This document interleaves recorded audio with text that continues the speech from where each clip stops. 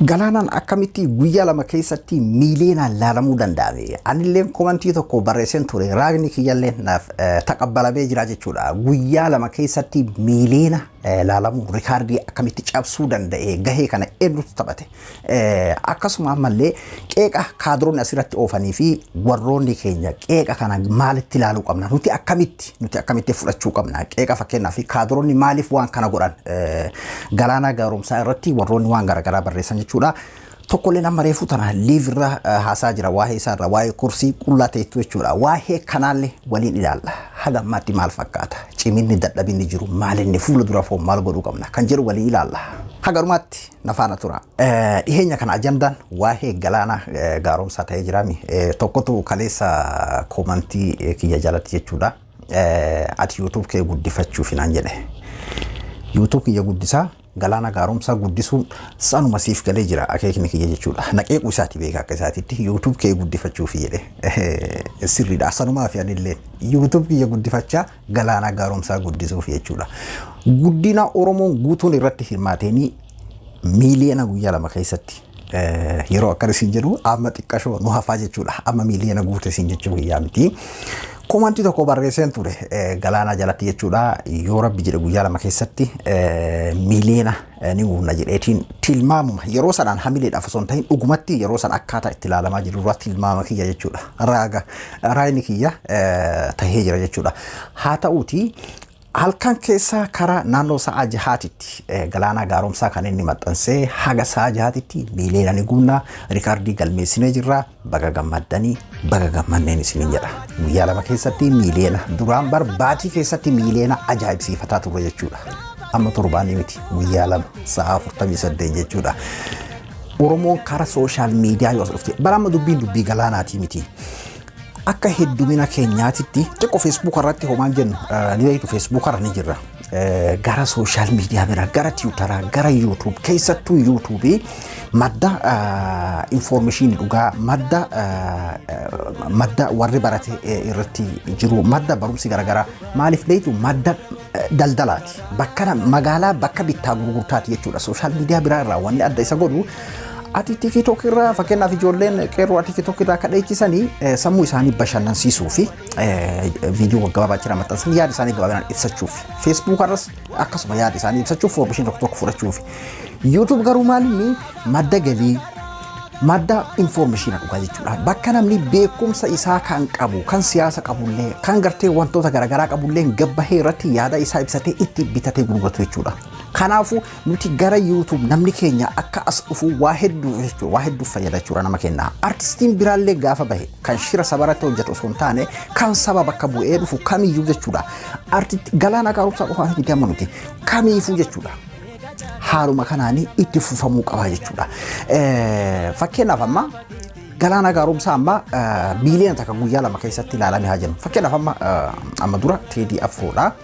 Sirbi Itoophiyaadhaa guyyaa takka keessatti miiliyoona laalame gaafa jedhamu sanii maal godhee miti amma sirbi Itoophiyaadhaa miiliyoona laalameedha. Amma duuba galaana gaaromsaa guyyaa lama keessatti miiliyoona laalame yeroo jedhamu sirbi afaan Oromootiin bahame tokko miiliyoona laalame guyyaa lama keessatti yeroo jedhamu Oromoo hunda maqaa dhawataa jechuudha. Kan isa jibbuu fi kan isa baarullee fakkeenyaaf amma galaana gaaromsaa dhugaa dubbachuu fi baay'ee tokko hirmaannaan uummataallee ni jira.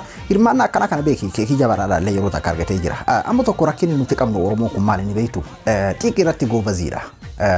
Xiiqii tana yeroo rakkoo qofa xiiqii seenuu hin qabnu yeroo gammachuu qofa xiiqii seenuu hin qabnu jechuudha. Xiiqii yeroo hundayyuu jiraachuu qaba. Amma rakkinni guddaan nu bira jiru isa kana jechuudha.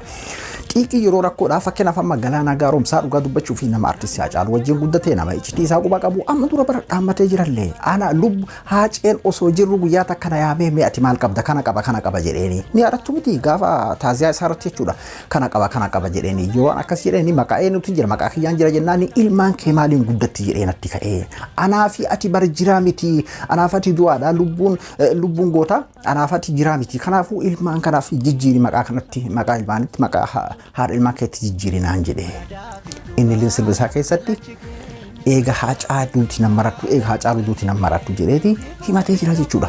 Tokko ammas dogongorri guddaan maalinni namoota tokko jira. Haacee nyaachiftanii maali? Ajandaa kana eenyu facaase ni beektu? kaadirota facaase ati ammoo fayyaalessi kennuu haacee nyaachiftee maal nama haacee fakkeenyaaf nyaachiftee hogguu jettu barammaati sababaa haaceedha argite jechuudha waan haacee nyaatameef barte jechuudha haacee nyaachiftanii kana maalirraa ka'e beektu OMN waan hin taane gaafate guyyoo waan hin taane gaafate maal waan akkana waan tokko madda isaa bakka irraa ka'e bara maal ta'uu bartan isin namni tokko maaliif ajjeefame namni isa ajjeese cubbuudhaan ajjeefame dhiigni isaa bahuu qaba gumaan isaa bahuu qaba cubbuudhaan ajjeefame kana wanni jedhamu ilma namaa jechuudha miidiyaa irratti haasahee miidiyaa nama ajjeesu hin jiru waan kana kaadironni facaasee gowwaan kennallee ni jira kan amman tana Galaanaa Gaaromsaa irratti haacee maroo ta'e maali ta'e jecha irra deebi'ee jechuullee barbaadu waan akkana akka jecha diinaa ta'uu baraati irraftuu badeebi'a Galaanaa Gaaromsaa eeggachuun eenyu qabdi Oromoo qabdi ni eeggata Oromoon eeguutti jira ni eeggatallee homaan ta'ullee kanaafuu waan hin taane waan anama asirratti waan dubbachuus hin barbaadu waan hin taane keessan seenina Galaanaa Gaaromsaa nama tokko tuqee nama tokkoon akkas jedhee maqaa dhahee arrabsee kaan qeeqee kaan maal jedhee abaaree waan dubbate hin qabu yaada isaa karaa sirrii karaa aartiitiin dhugaadha warri biraa gonkuma akka aartiin amma waan tokkotu jira fakkeenyaaf amma karaa kaadirotaatiin kaadironni garaagaraa kursii qullaa ta'ettu maarroodha maali waan garaagaraa amma tokkollee reefuu amma xiinxalla irraa haasawutti jira waa'ee Galaanaa irraa kaadiree bilisiginnaa guddaan jechuudha nageessaa duubee maal seetan ni beektu tarii sodaachisa akka aartiin biraa ol jedhee hin dubbanne sodaa ammalaan ka akkanaa kudhan tunutti ol maqam uummanni bes guyyaa lama keessatti miiliyoona nama laalchisuu dandahee jira guyyaa lama keessatti sirbi Oromoodhaa duraan baatii keessatti barkuma 200 laalama baatii 5 baatii 6 bar waggaatti miiliyoona irraa eedan sirbi Oromoo miiliyoonaan laalame YouTube irra guyyaan hin qabamuuf beeke sirbi Oromoodhaa miiliyoonaan laalame guyyaa keessatti kanaafuu ammaan isin jechuu barbaadeeti yeroo xiiqii qofa osoo hin ta'in xiiqii yeroo hunda isin waliin jiraachuu qaba jechuudha Galaanaa Gaaromsaa saahiba aartistii Haacaaluu Hundeessaa ta'ee qofaa fi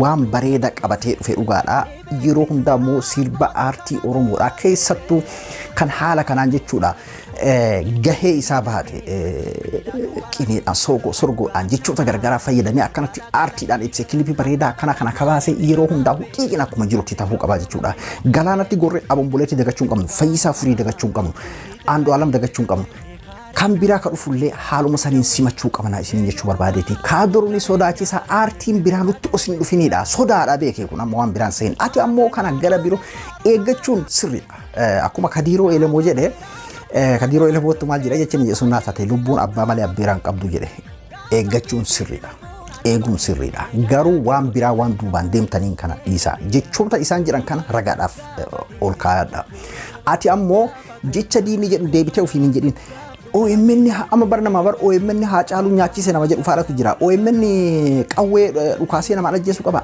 namni tokko yeroo du'e cubbuudhaan maa du'e kanatti jechuu qabdu jechuudha kanarratti babu ammallee beeki waan tokko Abiyyi ta'uu fi miti namni nama ajjeesu kamiyyuu osoo Joohar bakka ama Abiyyi kana bu'e osoo Baqqalaan bakka Abiyyi kana lammaan abbaan barbaade bakka kana bu'u abbaan barbaadee dhufe namni du'uu hin qabudha namni waan fedhe barbaadee abbaa fedhe fedhatee abbaa fedhe deeggaree jiraatuu qaba jechuudha mootummaan diktaaterii dhugaa sababa si barbaade si ajjeesuu danda'a ijoollee kichuu meeqatam lafarra xaragutti jiran fakkeenyaaf amma warri bilisiginnaadha jechuudha kun akka hin taa'amneef kan falmamaa jirullee jechuudha artisti Galaanaa Gaaromsaa gaafa karaa aartiitti seenuu fi gaafa gartee gaafa wayyaanee sodaa qawwee hin qabnu jedhuu fi gaafa antana jechuudha birraa wal agarraa eega haaceetti duuti nama marartu gaafa jedhu miidhaan isarra hin gahu jedheeti miti miidhaa isarra gahu hundaaf if qopheesseeti akkuma artisti Haacaaluu Hundeessaa ati maal qabda anaa ati du'aadha jedhee duraan naa hin san diidni nu dhiiftu akkuma jedhe san jechuudha biyya san keessatti cubbuudhaan namni nugusaan ajjeefama waan ta'eef akkuma inni jedhe sanitti jechuudha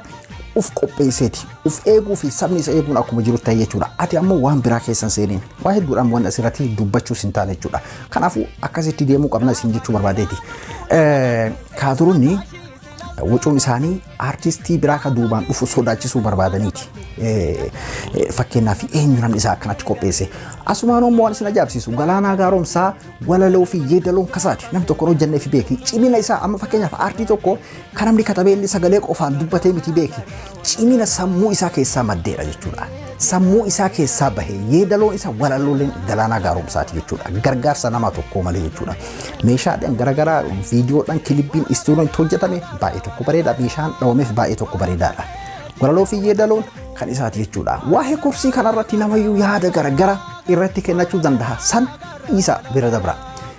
Hiikni isaa hiiknee jirra akkuma itti hiikame akkuma inni itti hojjete kana jechuudha. Kanaafuu galoon haaceerra namni nu hafe galoodha jennee duraan maa gaafuma duraatu jechuudha. Hatta gaafa artisti Haacaaluu Hundeessaa ajjeefame bar galaanaa qeeqamaa ture. Qeeqaa ture maaliif qeeqnanii beektu isatu hafeedha irra hedduudha ijoolleen saahibban isaa warra akka keekiyyaa warra akka gartee tiiqata farii hedduudha.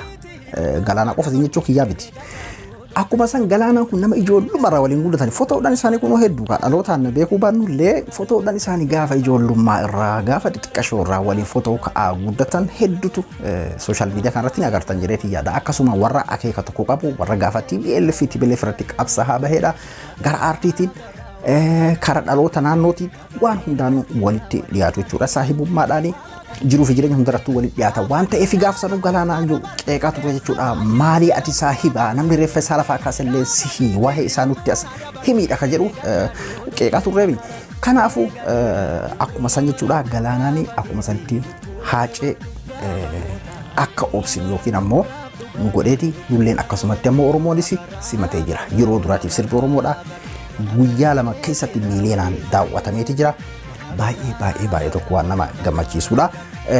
Kanaafuu akkasitti of eeggadhaa warroonni osoo isin hin galin kaardisi jechoota diinaa hin laalinaati. Isin ammoo of eeggadhaa waan jettanii ajandaan kun eessaa ka'e ajandaan kun eenyuuf deema maaliif deemama ka jedhu xiinxallaa laalaa osoo waan jenneen duratti isin jechuu barbaada. Baay'ee tokko nama gammachiisa.